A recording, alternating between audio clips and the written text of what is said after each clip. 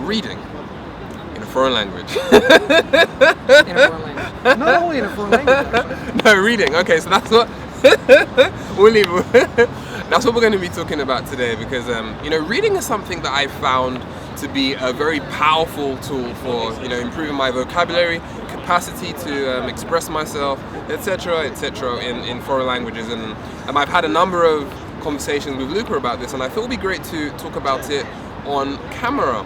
And some of you may know that I've been living in Spain for approximately 1 year now, and one of the things that was a bit surprising to me when I came is that being in the country and being around native speakers is not enough to really develop that finesse in the way you express yourself.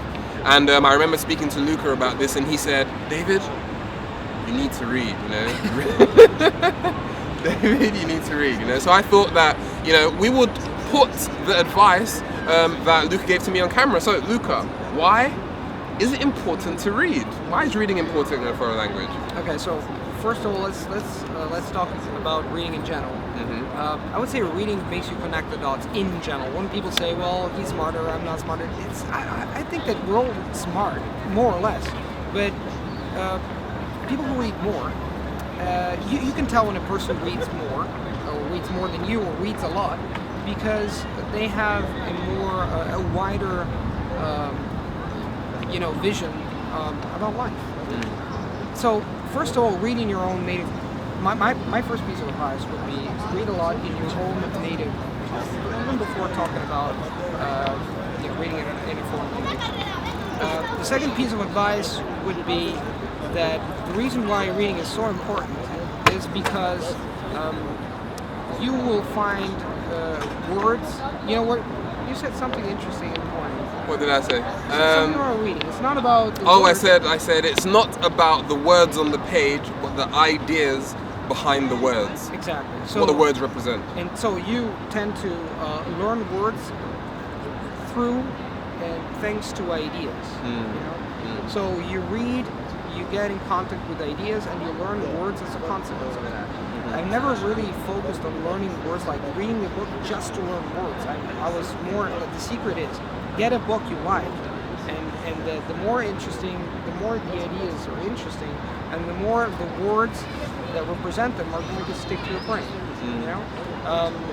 Another very important thing is that, as you said before, living in the country and having interesting conversations is going to allow you to learn new words and expressions. But first of all, first and foremost, it will help you to develop fluency, the capacity of interacting with people. But reading is another step. When we talk about this C1, C2, native-like level, I believe that you can be a fluent speaker without necessarily having to read books, because you can do that through contact with native speakers by talking to native speakers. But if you want to reach an upper level, so to say, a superior level, you have to read a lot. I've noticed that people who speak a language well, or they give the impression of speaking a language well, and they don't read, if you go deeper, you will find out that there are some holes. Now, you don't have to go around and check with people who speak with a C1, C2, but one of the main conditions is to read a lot. Otherwise, you will not get there. Can I just ask? You said, otherwise you will not get there, and I think that there will be a lot of people listening saying, "What is Luca talking about? You will not get there." Let's talk a little bit about this. Do you think that it's absolutely necessary to read a lot to reach those high levels, or is it most people have to do it to reach those high levels? I think that most people have to do it, unless you have an extraordinary memory. And you can extract information from television, etc., etc. It's not just about words. It makes you think more. And if you think more, and you speed up the process of thinking, then words are going to come. You are going to be able to use certain words in certain contexts. You're going to be able to express yourself better in general.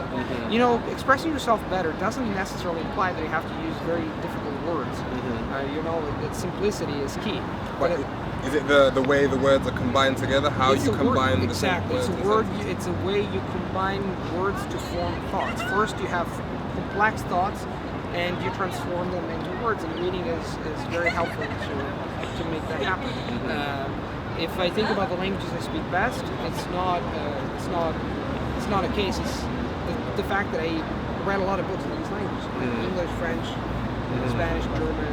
You know, these are like the languages where I just read a lot, and all sorts of things. I'm not just saying it's like extensive reading, intensive reading.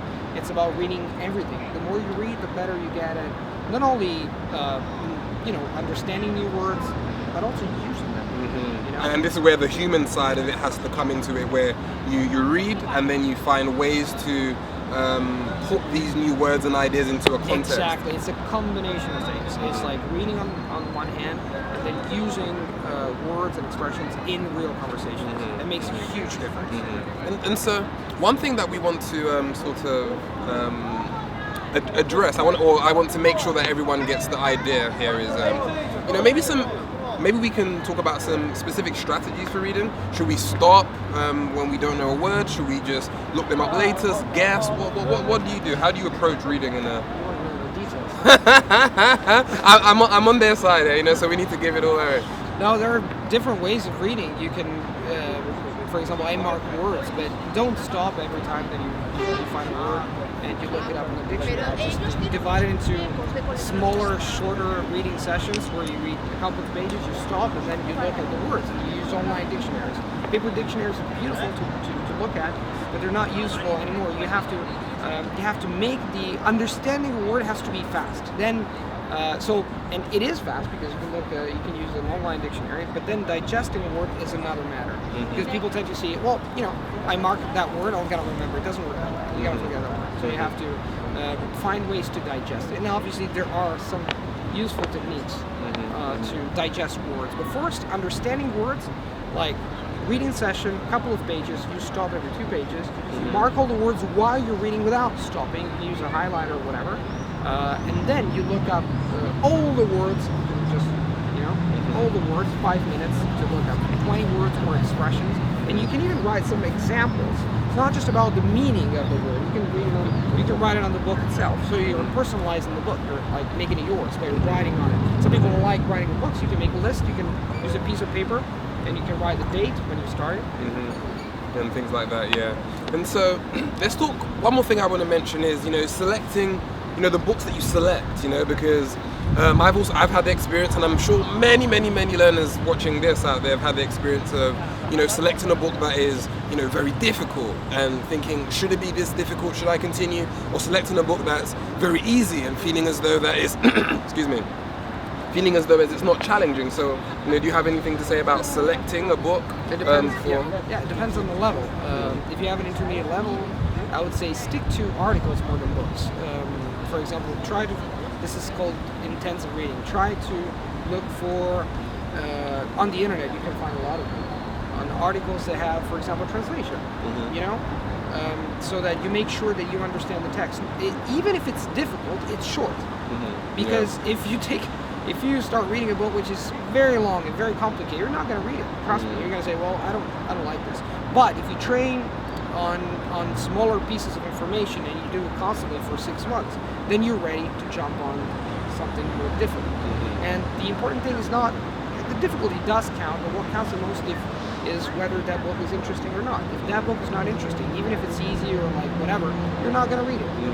Well, if your book is very interesting, if it's very difficult, take it step by step, a couple of pages a day, 3 pages a day, then you can step up. It's a progressive process. Like language learning is always, it did happen to me that when I was 12, I decided to read It by Stephen King. It was very complicated for me because I had an intermediate level, not even intermediate, and the owner, like the guy told me, you shouldn't read that book, it's too complicated. I said, well, I want to read it, I really like it because I watched the movie and I found it very interesting, and I started reading it day by day, 3-4 pages a day, marking all the words, and at the end I was like, it helped hugely because I said, I can read a 500-page book. I can read any other book. Once you've done it, then like in life. Once you know you can do it, once you've done it and you're conscious that you can do it, you can do everything else. Fantastic. Okay, so that's what we have to say today about reading in a foreign language. If you want to find out more about, making language part of your life and ways that you can, reach the high levels of language, make sure you listen to the podcast that I recorded with Luca Lampariello for the Languages Culture podcast. You know, go to languagesculture.com and you get to find out lots of great information that's going to help you on your language journey. Thank you for watching. Bye. Ciao.